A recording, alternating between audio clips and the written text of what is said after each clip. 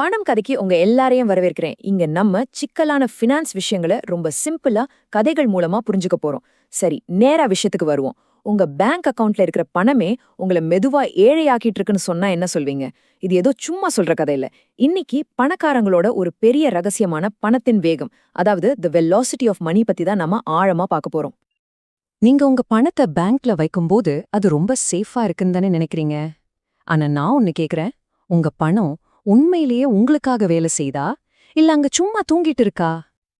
இல்ல, ஒருவேளை வெயில்ல வச்ச ஒரு ஐஸ் கட்டி மாதிரி ஒவ்வொரு செகண்டும் கொஞ்சம் கொஞ்சமா உருகி அதோட மதிப்பை இழந்துட்டு இருக்கா. என்னடா இது ஐஸ் கட்டின்னு சொல்றேன்னு யோசிக்கிறீங்களா?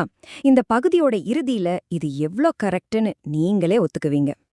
இன்னும் ஒரு படி மேல போய் கேக்குறேன், சின்ன வயசுல இருந்து நமக்கு சொல்லி கொடுத்த பணத்தை சேமிக்கணுங்கிற விஷயமே ஒரு பெரிய ஸ்கேமா இருந்தா என்ன பண்ணுவீங்க? ஷாக்கா இருக்கா? இந்த முழு விளக்கத்தையும் பாருங்க, உங்களுக்கே புரியும். சரி, வாங்க முதல் பகுதிக்குள்ள போலாம். தேங்கி நிக்கிற பணம் எப்படி அதோட பவரை இழக்குது? இது ரொம்ப ஈஸியா புரிஞ்சுக்க பணத்தை ஓடுற ஒரு நதி கூட ஒப்பிடலாம்.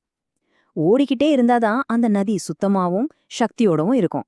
ஆனா அதுவே ஒரே இடத்துல தேங்கி நின்னுடுச்சுன்னா பாசி பிடிச்சு விஷமா மாறிடும். உங்க பணமும் கிட்டத்தட்ட அப்படிதான்.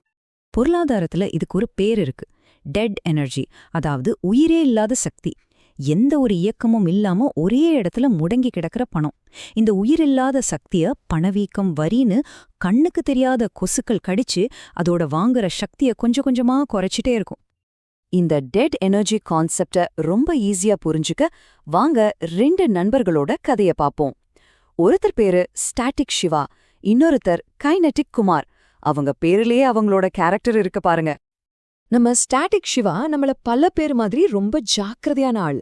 தன்னோட 10,000 ரூபாய ஒரு சேவிங்ஸ் அக்கவுண்ட்ல போட்டுட்டு வருஷத்துக்கு 3% வட்டி வருது. அப்பாடா, நம்ம கஷ்டப்பட்டு சம்பாதிச்ச பணம் பேங்க்ல சேஃபா இருக்கு அப்படின்னு நிம்மதியா தூங்குறாரு. ஆனா நம்ம கைனெட்டிக் குமார் இருக்காரே, அவர் ஒரு புயல் மாதிரி. அதே 10,000 ரூபாய வச்சு சின்ன சின்னதா அசெட்ஸ் வாங்கி விக்கிறாரு. வர்ற லாபத்தை மறுபடியும் முதலீடு பண்றாரு. இப்படி ஒரே வருஷத்துல அந்த பணத்தை 4 தடவை சுழட்டி விட்டுறாரு. ஒரு வருஷம் கழிச்சு சிவாவோட அக்கவுண்ட பார்த்தா வட்டியோட சேர்த்து 10,300 ரூபாய் இருக்கு.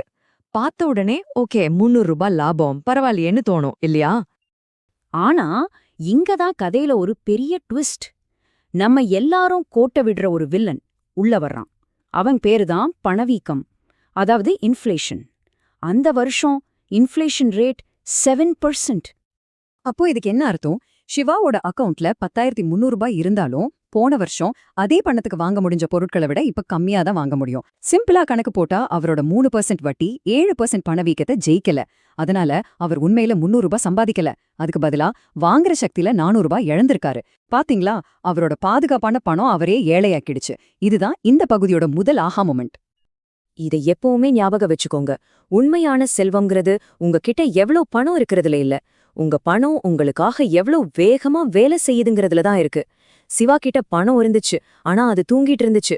குமார் கிட்ட இருந்த அதே பணம் அவருக்காக ஓடி ஓடி உழைச்சது. அப்போ ஒரு கேள்வி வரும், ஏன் பேங்க்ஸ் நம்மள பணம் சேமிக்க சொல்லி ஸ்டாட்டிக் சிவாவா இருக்க ஊக்குவிக்குது? சிம்பிள், ஏன்னா நம்மளோட டெட் எனர்ஜி தான் அவங்களோட பிரம்மாண்டமான மெஷினையே ஓட வைக்குது. அது எப்படின்னு பார்க்கலாமா? இது ஒரு மேஜிக் மாதிரி. நீங்க உங்க 10,000 ரூபாய பேங்க்ல போடுறீங்க.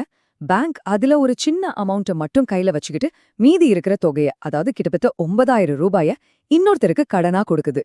கடன் வாங்கினவர் அதை செலவு பண்ணும்போது அந்த பணம் திரும்பவும் பேங்கிங் சிஸ்டம்குள்ளேயே வருது. இன்னொரு பேங்க்ல டெபாசிட் ஆகுது. அந்த பேங்க் திரும்பவும் அதுல இருந்து கடனா கொடுக்குது.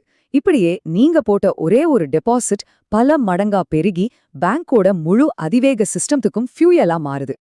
உண்மையான விளையாட்டே இங்கதான் இருக்கு. உங்க பணத்தோட வேகம், அதாவது வெலாசிட்டி 0.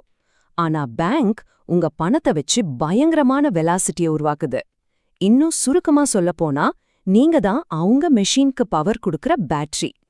இந்த பேட்டரியா இருக்கிறது போதும்னு நினைச்சீங்கன்னா உங்க சப்போர்ட்ட காட்ட இந்த வீடியோக்கு ஒரு லைக் தட்டுங்க. இது வெறும் சிவா குமார் கதை மட்டும் இல்ல. டேட்டா என்ன சொல்லுதுன்னா, ஒரு நாட்டுல பணத்தோட வேகம் குறைய குறைய பணக்காரங்களுக்கும் ஏழைகளுக்கும் நடுவுல இருக்கிற வித்தியாசம் அதிகமாகுது. ஏன்னா இந்த சிஸ்டமே தேங்கி நிக்கிற பணத்தை ஒரு பொறி மாதிரி வச்சு அதோட சக்தியை உறிஞ்சி வேகமா சுத்துற இடங்களுக்கு மாத்திர மாதிரி தான் டிசைன் பண்ணப்பட்டிருக்கு. சரி, இவ்ளோ நேரம் பிரச்சனைய பத்தி பேசிட்டோம். இனி சொல்யூஷன் என்னன்னு பார்க்கலாம். இதுதான் உங்களோட ஆர்கிடெக்ட் பேஸ்.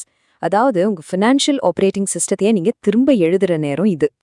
உங்க மிஷன் என்னன்னா ஒரு ஃபைனான்ஷியல் ஆர்கிடெக்டா மாறுறது. முதல்ல உங்க பணம் சும்மா இருக்கிற நேரத்தை முடிஞ்ச அளவுக்கு குறைங்க. ஒவ்வொரு ரூபாய்க்கும் ஒரு வேலையை கொடுங்க. ரெண்டாவது, பேங்க ஒரு ஸ்டோரேஜ் பாக்ஸா பார்க்காதீங்க, அது ஒரு ஸ்டேஜிங் ஏரியாவா, அதாவது ஒரு தற்காலிக இடமா மட்டும் பாருங்க. பணம் அங்க கொஞ்ச நேரம் தங்கிட்டு அடுத்த வேலைக்கு போகணும். மூணாவதா, உங்களுக்கென ஒரு நிதி நீரோட்டத்தை உருவாக்குங்க.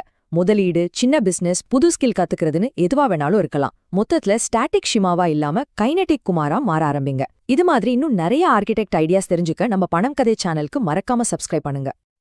பணத்தோட வேகம் பத்தி இப்போ உங்களுக்கு நல்லா புரிஞ்சிருக்கும்னு நினைக்கிறேன். ஆனா சில கம்பெனிங்க இதை எப்படி தங்களுக்கு சாதகமா பயன்படுத்துறாங்கன்னு தெரிஞ்சா இன்னும் அசந்து போயிடுவீங்க. ஒரு காஃபி விக்கிற கம்பெனி உங்க பணத்தை வச்சு உலகத்தோட பெரிய பேங்க்ல ஒன்னா மறைமுகமா செயல்படுதுன்னு சொன்னா நம்புவீங்களா? ஆமாங்க, நான் ஸ்டார்பக்ஸ் பத்தி தான் பேசிட்டு இருக்கேன். நம்ம அடுத்த பணங்கதையில த ஃப்ளோட் சீக்ரெட் அப்படிங்கிற ஒரு பவர்ஃபுல்லான டெக்னிக்கை பயன்படுத்தி ஸ்டார்பக்ஸ் எப்படி நீங்க காஃபிக்கு கொடுக்கற பணத்தை தனக்கு வட்டியே இல்லாத கடனா மாத்துதுங்கிறத விளக்க போறோம். இந்த ஷாக்கிங்கான உண்மையை மிஸ் பண்ணாம பார்க்க இப்பவே லைக் பண்ணி சப்ஸ்கிரைப் பண்ணிடுங்க. அது வரைக்கும் ஒரு நிமிஷம் யோசிங்க. உங்க பணம் உங்களுக்காக வேலை செய்தா இல்ல சும்மா தூங்கிட்டு இருக்கா? அடுத்த பகுதியில சந்திப்போம்.